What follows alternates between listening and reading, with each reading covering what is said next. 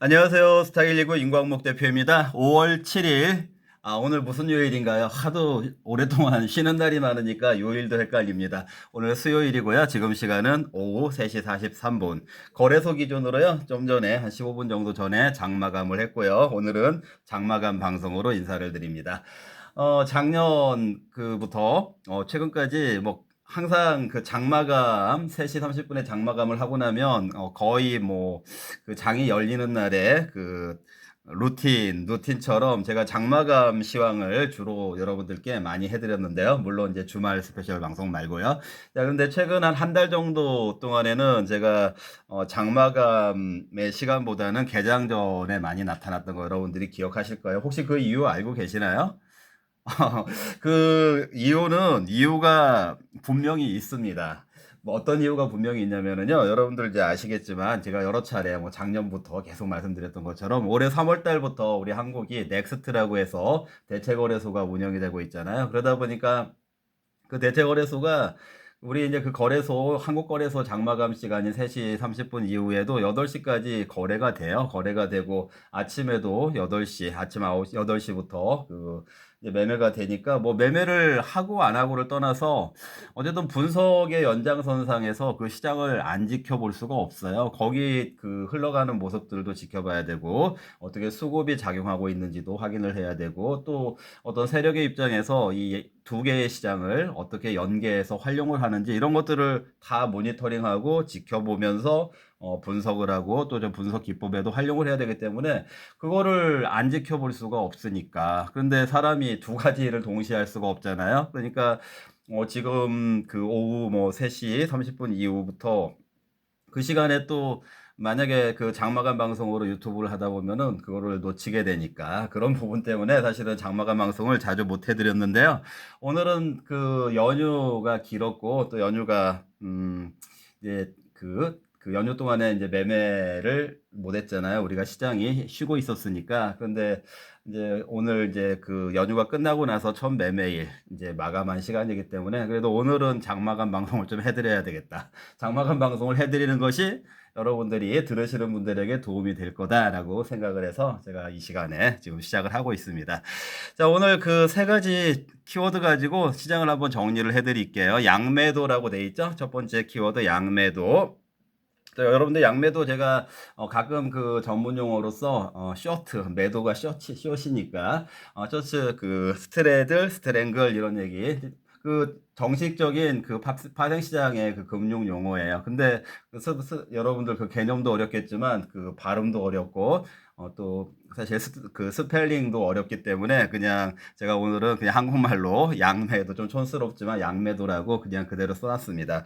근데 이 양매도 장세를 제가 지난주에 예상을 해드렸었죠. 어떻게 예상을 해드렸습니까? 내일이 옵션 만기일이에요. 5월달 옵션 만기일. 어떻게 내일이 벌써 옵션 만기일인가요? 이렇게 생각하시겠죠. 5월달에 시장도 안 열렸는데 어떻게 만기일인가요? 무조건 옵션 만기일은 둘째 주 목요일, 매달 둘째 주 목요일이니까 내일이 뭐 매매 지금 두 번밖에 안 했는데 내일이 바로 옵션 만기일이 되다 보니까 이 긴 연휴를 분명히 옵션 시장에서는 이용을 할 거다. 그럼 이 긴 연휴에서 가장 활용하기 좋은 방법은 양매도 방법이다. 양매도라는 거는 상승 쪽을 베팅하는 콜도 매도를 하고 하락 쪽을 베팅하는 풋도 매도를 하는 거예요. 양쪽을 매도를 해놓으면은요, 너무 그 시간들이 매매도 안 했는데 그 연휴가 길어가지고 바로 만기가 왔잖아요. 그러다 보니까 뭐가 죽는다고 했어요. 콜 시장에서도 풋 시장에서도 시간 프리미엄이 죽어가니까 점점 가격이 떨어지는 거예요. 프리미엄이라는 거는 가격에 반영이 되는데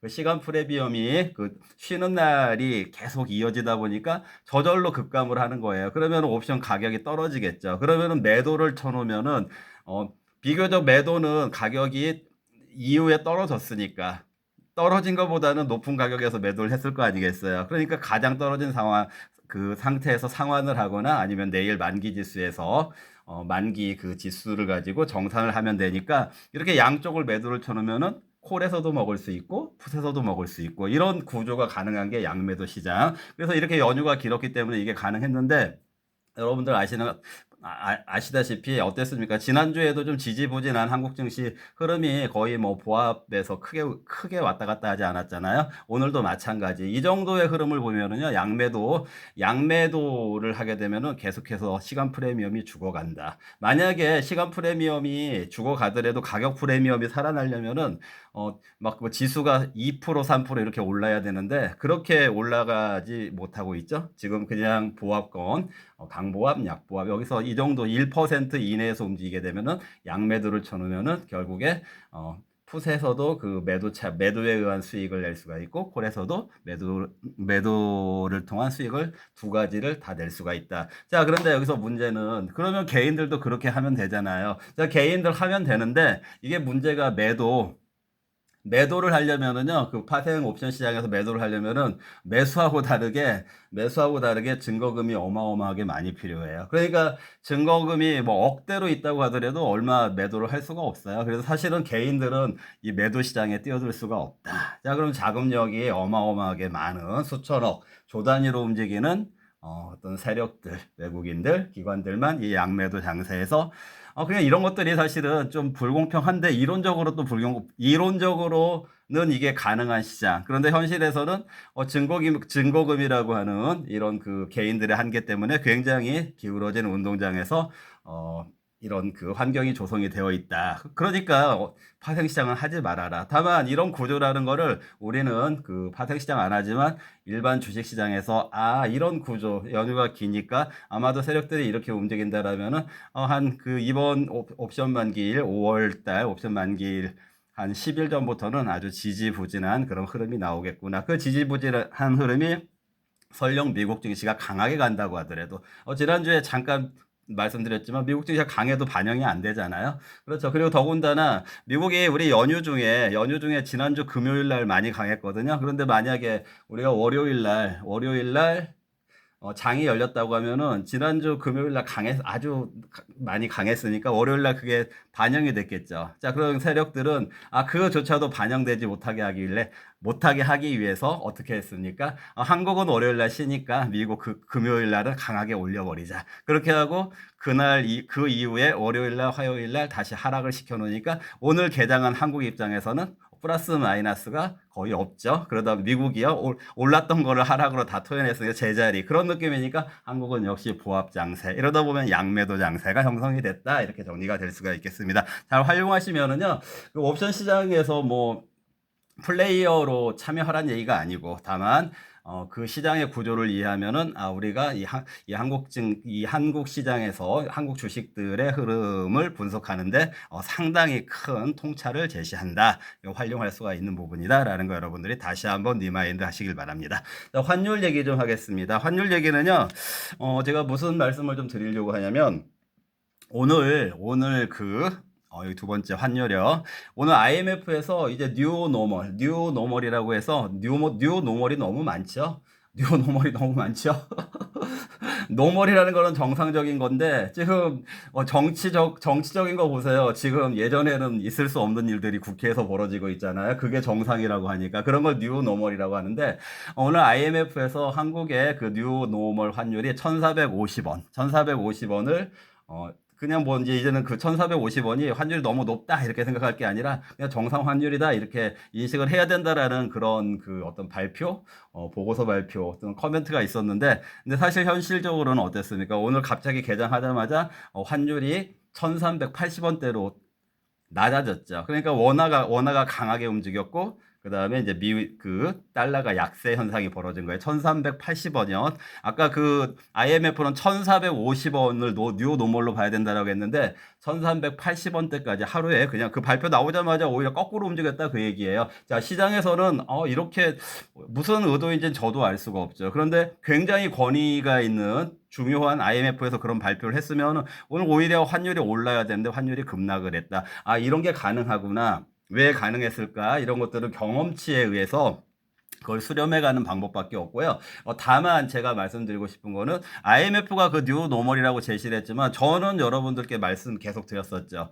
환율 어떻게 될 거라고 했죠? 지난번에 달러 인덱스가 110까지 올라갔다가 지금 달러 인덱스가 그 102 아래로 다시 떨어져 있거든요. 그러니까 달러가 약세가 좀 반영이 될 거다. 그렇기 때문에 환율도 떨어질 거다. 그러니까 1,400원 아래로 떨어질 거다. 그러면은 원화가 좀 강하게 간다. 기존의 1,400원대보다는 강하게 간다. 그러면은 그 주식에서 수급적으로 좀 유리하게 작용할 거다. 이런 뷰를 제시를 해드렸잖아요. 그리고 일관되게 그런 방향성을 제시를 해드렸는데 오늘 그 IMF라는 데서 그렇게 뭐 뉴 노멀을 제시했음에도 불구하고 결국에는 환율은 1,380원대로 떨어졌다. 이 부분을 여러분들이 한번 이 시장의 구조에 있어서 시사하는 것이 무엇인가 한번 생각을 해보시고, 그러니까 아유, 그 팔랑귀처럼 이 사람이 무슨 얘기하고 저 사람이 무슨 얘기하고 막 그거 가지고서나 막 그렇게 부안해동 하는 사람들은 어디에서든지 성공할 수가 없어요. 어떤 정말 자기가 어떤 그 멘토라고 해야 되나요?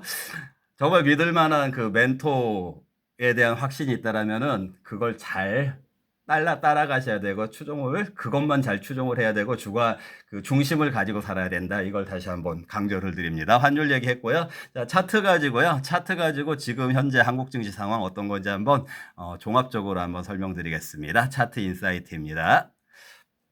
자, 화면 보시면은요, 제가 일단 우선적으로 한번 차트 보시면 여기 4월달, 여기 보이시죠? 4월달부터 급락했는데, 뭐 지금 좀 야금야금 좀 올라와가지고, 뭐 그 4월달 초에 급락한 수준까지 올라가진 못했어요. 아직도요. 그렇지만, 그래도 상당히 많이, 회복을 하고 있는 중이다. 그런데 이제 최근에 여기 보시다시피 아까 양매도 장세에서 좀 지진한 모습을 보였다. 여기까지가 되는 거고. 자, 그 다음에 우리가 이제 여기서 그럼 앞으로 어떻게 될 것인가. 근데 1차적으로는 여기 한번 보세요. 지금 올해만 하더라도 여기하고 두 개의 봉우리가 있죠. 그럼 여기 추가적으로 올라간다고 하면은 봉이 세 개라고 하는 삼봉이라고 하거든요. 삼봉은 사실 우리가 그 증시에서 삼봉 선생 이런 말이 나올 정도로 굉장히 무서운 거예요. 그 저항을 뚫기가 어렵다. 근데 이제 이번에 뭐 저항이 뚫기 어려울 거다 이걸 말씀드리는 게 아니고 어쨌든 여기 첫 번째 봉, 두 번째 봉 올라간다고 하면 삼봉 저항이 있기 때문에 여기 저항이 이 위에서의 저항이 만만치는 않을 거다. 이 말씀을 첫 번째 드리고 싶고 자, 그다음에 이제 두 번째 그럼에도 불구하고 지금 여기 제일 위에 이 녹색 선이 61선이거든요. 여기 좀 흐리게 보이는 회색 선이 121선. 자, 60선 121선이 뭘 하고 있죠? 정배열 상태, 정배열을 하고 있는데 이번에 그 단기선이 이렇게 좀 어쨌든 지난번에 이 저항 코스피 2550선 위에 저항을 돌파한 이후에 이 위에서 지금 단기선이 올라가고 있죠. 자, 그럼 좀 마지막 그 정배열이 되려면은 여기 밑에 여기 보이시는 이 선이 지금 그 21선이죠. 21선인데 이 21선이 여기 녹색선 위까지 올라와야 정배열이 되는 거거든요. 자, 그런데 지금 다행히 이렇게 방향이 이렇게 오른쪽으로 올라가는 모양을 하고 있으니까 어떻게든 뭐 이 방향은 지금 올라가는 방향으로 가고 있다라는 건 맞죠? 자, 그러면 이게 여기까지 올라가려면은 이 단기 이평선이 굉장히 큰 빅뱅처럼 큰 호재가 나와가지고 확 하고 뛰어 올라준다라면 이게 끌어올려지는데 만약에 뭐 그런 재료가 예를 들어서 갑자기 기습적으로 혹시 내일이라도 미국에서 예상치 못하게 금리 인하를 단행한다 뭐 이런 게 튀어나온다든지 이렇게 되면은 이제 좀 급한 각도가 되면서 정배열 상태로 올라가겠지만 아직은 뭐 그거를 섣부르게 기대할 단계는 아니니까 자, 그렇다면은 지금 그 60일, 120일 정배열 상태인데 21선까지 올라가려면은 이게 지금 이걸 올라가게 하는 그런 흐름이 나오기 위해서 이제 지금까지는 이 양매도 장세 옵션하고 연휴 때문에 좀 지지부진했지만 이게 그래도 조금 여기서 무너지지 않고 계속 유지가 된다면은 조금씩 야금 이 21선도 결국에 올라가게 되는 그런 상황이 될 거다. 자, 그런데 지금 아직 여기가 이렇게 여러분도 아시다시피 이 폭이 좀 좁진 않죠? 바로 올라갈 수 있는 것처럼 임박해 있진 않잖아요. 그러다 보니까 앞으로도 이 21선이 정배열로 올라올 때까지는 좀 시간이 걸리겠구나. 무슨 얘기인지 아시겠죠? 자, 그래서 추가적으로 상승한다면은 이 삼봉에 대한 저항이 있을 거다. 그리고 차트상으로 봤을 때 21선이 올라올 때까지는 조금 시간이 걸릴 것 같다. 다만 아까 얘기한 것처럼 뭐 갑자기 무슨 금리 인하 예상치 못했던 연준의 금리 인하가 나온다든지 아니면은 뭐 트럼프가 뭐 굉장히 그 어떤 돌발적인 어떤 그 관세 관련해서 아주 이변적인 그런 호재를 만들어낸다든지 그런 일이 발생한다라면 그게 가능하겠지만 그게 인제 그거를 우리가 알 수 없는 상태에서 "그게 발생할 거다." 이렇게 말할 수 없으니까 그냥 차트만 놓고 봤을 때는 이 거리가 있으니까 여기까지 정배열로 올라가기에는 쪼끔 시간이 걸릴 거다. 그러니까 앞으로도 이 삼봉에 해당되는 이 선까지 사이에서 그렇다고 해서 제가 생각하기에는 주가가 뭐 여기서 다시 크게 무너져 내릴 것 같지는 않아요. 2,500 이하로 무너져 내릴 것 같지 않아요. 지난번에 2,400 마지막 매수 기회가 될 거다라고 했던 날 있죠? 그때 그날 이후로 해서 계속 2,400 위에서 올라가고 있죠. 이제는 2,500 이하로는 떨어질 것 같지 않다. 이런 관점을 유지하시면 될 것 같습니다. 자, 물론 이제 포트폴리오가 더 중요하겠죠. 그 종목들. 이런데 장세가 이렇게 되겠다. 그러면 그 장세 관련해서 종목들의 밸런싱을 이렇게 하면 되겠다. 이런 것들을 활용하면은 그래도 그런 걸 모르고 대응하는 것보다는 훨씬 이 시장에서 관리가 된다. 관리가 되니까 관리가 된다는 얘기는 시장이 전반적으로 안 좋으면은 뭐 그 증권사들도 안 좋고 다 좋을 수가 없어요. 그 업황 자체가 안 좋기 때문에. 하지만 그래도 이렇게 그 인사이트를 가지고 밸런싱을 한다라면은 그래도 낫다. 뭐 예를 들어서 예전에 제가 인제 항상 여담처럼 말씀드리는 건데 IMF 다 왔을 때 뭐 한국에서는 그나마 뭐 식당한 사람들은 좀 나았어요. 뭐 이런 거라든지 IMF 국가들이 많았는데 뭐 멕시코는 그 데킬라 술이 수출이 되니까 그나마 나았어요. 이런 것처럼 우리가 그 이 시장을 그래도 잘 분석을 한다라면은 그나마 나을 수 있다. 이런 관점에서요. 저희 스탁 119 채널 잘 활용하시면 좋을 것 같습니다. 네, 시청해 주셔서 감사합니다.